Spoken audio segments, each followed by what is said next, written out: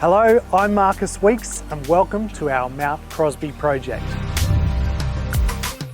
You'll notice out in this pool area here, we've laid this beautiful travertine tiles and used the same tile to continue right through round as the coping tile as well.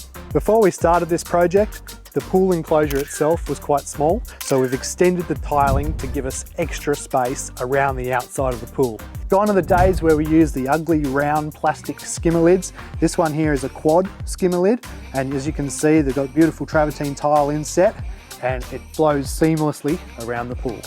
Glass pool fencing is a great choice these days, even if you don't do it the whole way around the pool. It creates a seamless flow between the outdoor entertaining area and the pool itself. We've upgraded this deck that flows out off the cinema room by using some new hardwood decking boards, a brand new timber and wire balustrading, and also we've treated this timber and painted it to reduce the ongoing maintenance. It looks fantastic. This travertine tiles we've laid here are a 400 by 400 travertine macadamia, and these tiles are fantastic. They will last forever and they'll never go out of fashion. If your pool needs upgrading, just like this one, give us a call today for your free inspection and quote.